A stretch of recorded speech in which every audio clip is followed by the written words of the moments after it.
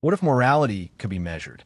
What if laws, punishments, and even government could be judged by a simple question? Do they increase happiness, or do they create suffering? In the 18th century, one English philosopher believed society could be rebuilt around this single idea. His name was Jeremy Bentham, and his radical theory of utilitarianism would challenge centuries of tradition and change the way people think about law, politics, and morality. Jeremy Bentham was born on February 15, 1748, in London, into a family that already expected greatness from him. His father was a successful lawyer who believed his son would follow the same path and perhaps even surpass it. From an early age, Bentham showed signs of unusual intellectual ability. According to later accounts, he was reading serious literature while still a small child and studying Latin at an age when most children were only beginning basic education. His family proudly viewed him as a prodigy, a mind destined for legal brilliance and social influence. The England into which Bentham was born was a society shaped by tradition, hierarchy, and legal complexity. The legal system in particular had grown over centuries into a dense web of customs, precedents, and technical procedures that few ordinary citizens could fully understand. Lawyers and judges relied heavily on tradition rather than clear principles. Laws were often inconsistent, punishments could be extremely harsh, and reforms moved slowly through a system resistant to change. As Bentham grew older and began studying law himself, he would become increasingly disturbed by what he saw as irrationality and inefficiency within these institutions. Bentham entered Queen's College at Oxford at the unusually young age of 12. At the university, he studied classical subjects and legal theory, but he soon found himself frustrated by the style of education offered there. Much of academic learning still relied heavily on ancient authorities and formal traditions rather than critical reasoning. Bentham believed that institutions should be judged by their usefulness and their ability to improve human life. Instead, he saw professors repeating ideas simply because they had been accepted for generations. This early frustration planted the seeds of a lifelong mission to reform not only law, but the entire structure of social institutions. After completing his studies, Bentham prepared to enter the legal profession. His father expected him to become a successful barrister in the English courts. Yet the more Bentham examined the legal system, the more uncomfortable he became with the role he was expected to play. He observed that many laws served narrow interests rather than the public good. Punishments were often cruel and inconsistent. The entire system seemed built on historical accident rather than rational design. Bentham gradually lost interest in practicing law as a career and instead turned his attention toward analyzing the foundations of law itself. This shift marked the beginning of his life as a reforming philosopher. Bentham began asking a question that would guide all his later work. What principles should determine whether a law or institution is good or bad? Instead of relying on tradition, religion, or the authority of the past, he believed society needed a clear and measurable standard for evaluating policies. After long reflection, Bentham proposed a principle that would become one of the most influential ideas in modern moral and political philosophy. He argued that the value of any action, law, or institution should be judged by its consequences for human happiness. If a policy increased the total amount of happiness in society, it should be considered good. If it increased suffering, it should be rejected. Bentham described this idea as the principle of utility, often summarized in the phrase, the greatest happiness of the greatest number. With this simple but powerful formula, he believed society could begin evaluating laws and institutions with rational clarity. Bentham's utilitarian philosophy attempted to transform ethics into something closer to a science. Instead of moral rules handed down by tradition, decisions could be guided by calculation of pleasure and pain. Every human action, he believed, is motivated by the desire to seek pleasure and avoid suffering. Governments and legal systems should therefore be designed to maximize happiness and minimize unnecessary pain for as many people as possible. To explain his idea more precisely, Bentham even developed what he called the philosophic calculus, a method for estimating the intensity, duration, and impact of pleasures and pains produced by particular actions. Though it might seem ambitious to measure happiness mathematically, Bentham believed that rational analysis could still improve moral decision-making compared to blind reliance on tradition. These ideas placed him at the center of debates about legal reform during the late 18th century. Bentham began writing extensively about criminal law, arguing that punishments should be carefully designed to discourage crime without creating unnecessary suffering. In many countries at that time, even relatively minor crimes could result in severe penalties, including execution. Bentham argued that such cruelty was not only morally wrong, but also ineffective. Punishment should exist only when it produces greater overall happiness by preventing harm. One of Bentham's most famous institutional proposals was the design of a prison system known as the Panopticon. The idea involved a circular building where prisoners could be observed at any time by guards positioned in a central tower. Because inmates would never know when they were being watched, they would behave as though surveillance was constant. Bentham believed this structure could encourage discipline while reducing the need for physical punishment. Although the Panopticon was never fully realized as Bentham envisioned it, the concept would later influence discussions about surveillance, authority, and social control. Bentham also turned his attention toward broader social reforms. He advocated improvements in public health, education, and political representation. He criticized censorship and argued that free discussion was essential for discovering policies that maximize happiness. He supported legal reforms that would reduce corruption and make laws more transparent to ordinary citizens. Unlike many philosophers of his era, Bentham did not write primarily for academic audiences. His goal was practical reform. He produced countless essays, pamphlets, and letters proposing changes to institutions across Europe and beyond. Governments, intellectuals, and reformers corresponded with him about legal codes, administrative structures, and political reforms. Bentham's influence gradually spread through a group of followers and collaborators who shared his interest in rational social reform.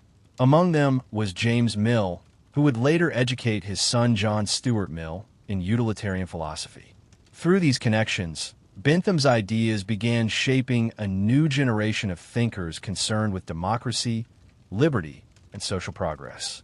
By the end of the 18th century, Jeremy Bentham had established himself as one of the most unusual and ambitious reformers of his time. Rather than accepting the inherited structures of society, he believed that laws, governments, and institutions should be redesigned according to a single guiding principle: the promotion of human happiness. This idea would become the foundation of utilitarian philosophy and influence political debates for generations to come. As Jeremy Bentham entered the mature period of his life, his reputation as a radical legal thinker continued to grow across Britain and beyond. Although he never became a practicing lawyer in the traditional sense, his writings began circulating among reformers who were frustrated with the inefficiencies and injustices of existing legal systems. Bentham believed that laws should not exist simply because they had existed for centuries. In his view, every rule, every institution, and every punishment should be examined carefully to determine whether it genuinely improved the well-being of society. This approach placed him in direct opposition to many defenders of traditional English law. The legal system of the time relied heavily on precedent, meaning that judges often based decisions on earlier rulings rather than on clear, rational principles. Bentham considered this approach deeply flawed. He argued that laws built on centuries of scattered decisions created confusion, inconsistency, and opportunities for corruption. Ordinary citizens could rarely understand the laws governing their lives, while skilled lawyers benefited from the complexity. Bentham's solution was ambitious. He believed that laws should be rewritten and organized into clear, systematic legal codes. Instead of thousands of scattered precedents, societies could adopt comprehensive legal frameworks designed to maximize public happiness. Every rule would be evaluated according to the principle of utility, ensuring that laws existed only when they served a clear social purpose. His ideas did not remain confined to theoretical discussion. Bentham corresponded with political leaders and reformers in several countries, including France, Spain, and Russia. During the late 18th and early 19th centuries, many nations were undergoing political change, and some governments were interested in modernizing their legal systems. Bentham eagerly offered proposals for new legal codes, administrative reforms, and prison systems. Although not all of his plans were adopted, his reputation as a bold and systematic reformer spread widely among intellectual circles. One of Bentham's most controversial positions concerned political authority and democracy. In earlier periods of European history, many philosophers had defended monarchy or aristocratic rule as natural or necessary. Bentham rejected these assumptions. He believed that political institutions should be judged by the same principle as laws and punishments, their ability to promote the greatest happiness for the greatest number. If governments existed primarily to serve the interests of elites, they could not claim moral legitimacy. Gradually, Bentham moved towards supporting democratic reforms, including broader voting rights and increased accountability for political leaders. He believed that when governments depended on the support of the public, they were more likely to create policies that benefited society as a whole rather than a privileged minority. Transparency, open debate, and freedom of discussion were essential tools for evaluating whether laws truly served public happiness. Bentham also addressed issues that many thinkers of his time avoided. He criticized harsh punishments, arguing that penalties should be proportional and designed primarily to prevent future harm. The goal of punishment, in his view, was not revenge but social protection. Excessive cruelty, he believed, only increased suffering without producing meaningful benefits. His thinking extended even into areas of moral concern that were rarely discussed publicly in 18th century Britain. Bentham questioned the justification for discrimination against certain groups and explored arguments for greater social tolerance. In private writings, he even suggested that moral judgments should focus on whether actions produce harm rather than whether they violate traditional taboos.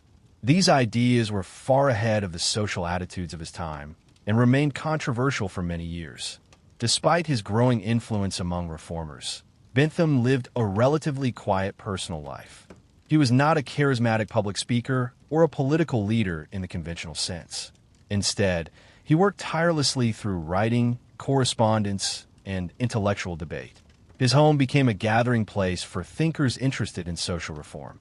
Younger intellectuals visited him to discuss philosophy, law, and political change. Among the most important of these younger followers was James Mill, a Scottish philosopher who became one of Bentham's closest collaborators. James Mill admired Bentham's utilitarian framework and helped organize and promote his ideas more widely. Through James Mill, Bentham's philosophy would eventually influence the next generation of thinkers, including John Stuart Mill, who would later develop and refine utilitarian theory in new directions. Bentham's work during this stage of his life demonstrated his remarkable ambition. He did not aim merely to criticize individual laws or policies. His goal was to redesign the entire structure of society according to rational principles. Legal systems, political institutions, prisons, education, and economic policy could all be evaluated through the lens of utility. To Bentham, the guiding question remained constant. Does this institution increase human happiness or increase suffering? If it fails that test, it should be reformed or replaced. In an era when tradition and authority still dominated political life, this simple but powerful question challenged centuries of accepted practice. By the early 19th century, Jeremy Bentham had become one of the most influential voices in the movement for legal and political reform. His utilitarian philosophy offered a clear framework for evaluating policies and institutions, and his relentless criticism of outdated laws inspired reformers across Europe. Yet the most enduring impact of his work would emerge through the thinkers who carried his ideas forward into the modern age, applying the principle of utility to debates about liberty, democracy, and the future of society itself. As Jeremy Bentham grew older, his influence slowly began extending far beyond the private study where he had spent so many years writing and revising his ideas. What had once appeared to many people as the isolated work of a peculiar philosopher was gradually becoming the intellectual foundation for a larger movement of reform. Britain in the early 19th century was undergoing deep transformation. Industrial growth was changing the structure of society. Cities were expanding, and political debates about representation, law, and social welfare were becoming more intense. In this atmosphere, Bentham's philosophy offered something many reformers believed society desperately needed: a clear principle for judging whether institutions truly serve the public good. At the center of Bentham's thinking remained the principle of utility. He believed that every law, policy, and institution should be evaluated according to its consequences for human happiness. If an institution increased the overall well-being of society, it could be justified. If it produced unnecessary suffering or protected the narrow interests of a few people at the expense of the many, then it should be reformed or removed entirely. This idea appeared simple, but it carried enormous implications. It meant that traditions alone could never justify authority. Governments, legal systems, and social structures all had to prove their value through the effects they produced in human lives. Bentham applied this reasoning to the political institutions of his time and found many of them deeply flawed. Much of the British political system remained dominated by wealthy landowners and aristocratic families. Parliamentary seats were often controlled through patronage and influence rather than broad public participation. Large sections of the population had little or no voice in government decisions that shaped their lives. Bentham believed this structure allowed political leaders to pursue their own interests rather than the happiness of society as a whole. For this reason, he gradually became a strong supporter of political reform. Governments, he argued, should be accountable to the people they govern. When power is concentrated among a small elite, policies tend to favor those elites. When institutions must answer to a broader population, they are more likely to promote general welfare. Bentham therefore supported expanding political participation and increasing transparency within government. Public officials should operate under constant scrutiny so their actions could be evaluated according to their effects on society. Transparency became one of Bentham's recurring themes. He believed secrecy within institutions often allowed corruption and abuse of power to flourish. The public could only judge whether laws served their interests if information about decision-making remained open and accessible. This belief echoed the reasoning behind one of his most famous institutional proposals, the Panopticon. Though often discussed as a prison design, the deeper principle behind it fascinated Bentham. Institutions could be structured in ways that encouraged responsible behavior simply by ensuring that actions remained visible and subject to observation. Bentham's utilitarian thinking also led him to reconsider many social practices that others accepted without question. In criminal law, he continued arguing that punishment should be rational rather than driven by anger or tradition. The goal of punishment was not revenge, but prevention.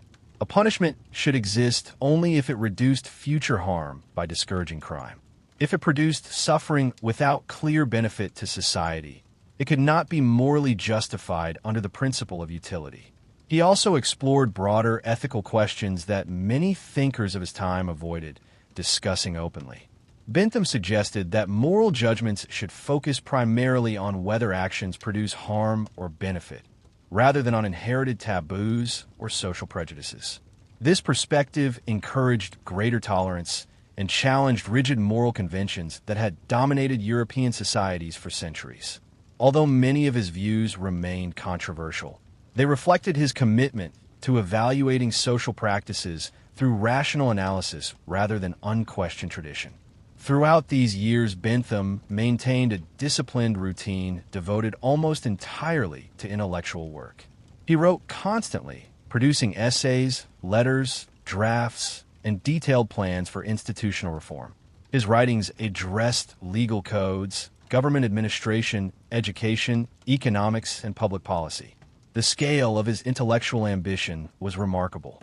Rather than focusing on a single discipline, he believed the principle of utility could guide improvements in nearly every area of social life. His home became a gathering place for younger thinkers who were drawn to his reformist vision. Among them were individuals who would later play important roles in spreading utilitarian ideas more widely. James Mill became one of his closest associates and worked tirelessly to organize and promote Bentham's writings. Through this circle of followers, Bentham's philosophy began influencing political debates, journalism, and reform movements across Britain. Although Bentham himself rarely sought public attention, his ideas were slowly entering mainstream discussion. Reformers began using utilitarian arguments to challenge outdated laws and demand more rational systems of governance. Legal scholars studied his proposals for codifying law into clear, systematic frameworks. Political thinkers debated his views on representation, accountability, and institutional transparency. What made Bentham unusual among philosophers was the practical orientation of his work. He was not satisfied with abstract moral theories detached from real social problems. Every idea he developed was intended to influence the design of institutions that shaped everyday life. Courts, prisons, schools, legislatures, and administrative systems could all be improved through careful analysis guided by the principle of utility. Bentham had begun his intellectual journey by questioning the confusing and often unjust legal system of 18th century England. Over time, that single question expanded into a much larger project. He was attempting to construct a rational method for evaluating the entire structure of society. Laws and institutions should not survive simply because they were ancient or respected. They should survive only if they demonstrably improved human happiness. This commitment to rational reform would ensure that Bentham's ideas continued influencing debates about law, democracy, and social welfare long after his lifetime. As Jeremy Bentham moved into the final years of his long life, the influence of his ideas continued expanding even though much of his work still existed only in manuscripts and scattered publications. For decades, he had written tirelessly about law, politics, punishment, economics, and institutional reform. His goal had never been to produce philosophy simply for intellectual admiration. He believed that ideas should reshape the real structures of society. Governments, courts, prisons, and administrative systems could all be redesigned according to rational principles that increased human happiness and reduced suffering. Bentham remained deeply committed to the principle that had guided his thinking from the beginning of his career, the idea that actions and institutions should be judged by their consequences for human well-being. The phrase, "the greatest happiness of the greatest number," had become closely associated with his philosophy, and although the idea appeared simple, its implications challenged centuries of political tradition. It suggested that authority, privilege, and inherited customs had no automatic legitimacy.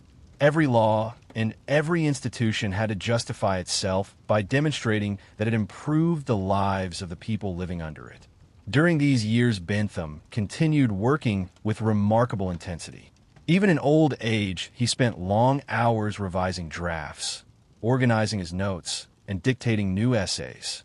His writing style could be dense and systematic, but the purpose behind it was always practical. He wanted to create a framework that legislators and reformers could use to evaluate policies with clarity and consistency. In his view, societies often suffered not because people were intentionally cruel, but because institutions had developed through centuries of tradition without careful examination of their real effects. Bentham believed that many legal systems punished people more harshly than necessary while failing to prevent crime effectively. By analyzing how punishment influenced behavior, he hoped governments could design laws that discourage harmful actions without producing unnecessary suffering. Punishment, he argued, should always be considered a painful tool used only when it prevented greater harm. If a law produced more suffering than benefit, it could not be justified under the principle of utility. At the same time, Bentham's circle of intellectual followers continued expanding.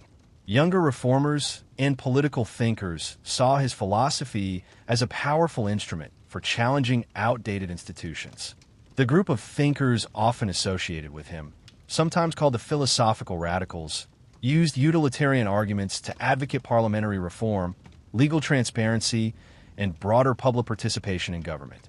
Through these networks, Bentham's ideas began shaping debates about democracy and governance across Britain. One of the most important figures influenced by Bentham was James Mill, who became both a close collaborator and an energetic promoter of utilitarian ideas. Through James Mill, Bentham's philosophy would later influence a new generation of thinkers, including John Stuart Mill. In this way, the principle of utility did not remain confined to Bentham's own writings. It evolved and expanded through the work of those who adopted and developed his ideas in new contexts. Bentham's interest in reform was not limited to Britain alone. He corresponded with political leaders, scholars, and reformers from many parts of Europe and beyond. Some governments exploring legal reform sought his advice on designing more rational systems of law. Bentham believed that the principle of utility could provide universal guidance because all human beings share the fundamental experiences of pleasure and pain. Laws designed to increase happiness and reduce suffering could therefore apply across different societies and cultures. Although he spent most of his life engaged in writing and intellectual work rather than public office, Bentham became widely recognized as one of the most original reforming thinkers of his time. His criticism of legal complexity, his proposals for systematic law codes, and his emphasis on accountability and transparency all contributed to broader movements seeking to modernize government institutions. Jeremy Bentham died in 1832 at the age of 84. In a final gesture that reflected both his unusual personality and his lifelong commitment to rational inquiry, he left instructions concerning the treatment of his body after death. He believed that even in death, a human body could serve educational purposes rather than being hidden away according to tradition. His remains were preserved and displayed in what he called an auto-icon, a carefully prepared figure intended to remind observers of the usefulness of science and knowledge. Today, that auto-icon still exists at University College London, where Bentham had played a role in supporting the institution's early development as a place of education open to students regardless of religious background. The preserved figure has become one of the most unusual memorials associated with any philosopher, reflecting Bentham's willingness to challenge convention even in matters of death and remembrance. Yet the most enduring aspect of Bentham's legacy lies not in this curious display, but in the ideas he introduced into modern thought. Utilitarianism became one of the most influential moral and political philosophies of the modern era. It shaped debates about law, economics, public policy, and ethics across many countries. Reformers used its principles to argue for changes in criminal justice, improvements in social welfare, and the expansion of democratic participation. Bentham's work helped shift the focus of political philosophy away from unquestioned authority and toward the measurable consequences of policies. Governments and institutions increasingly came to be judged by how effectively they serve the well-being of their populations. This emphasis on outcomes rather than tradition continues influencing modern discussions about public policy and social justice. Jeremy Bentham had begun life as a brilliant child expected to succeed within the legal system of his time. Instead, he spent his life questioning the very foundations of that system. Through relentless analysis, he proposed that society should evaluate its laws, institutions, and moral judgments according to a single guiding idea, whether they increase human happiness or reduce it. That question, simple yet profound, continues to shape philosophical debates and political decisions long after his lifetime.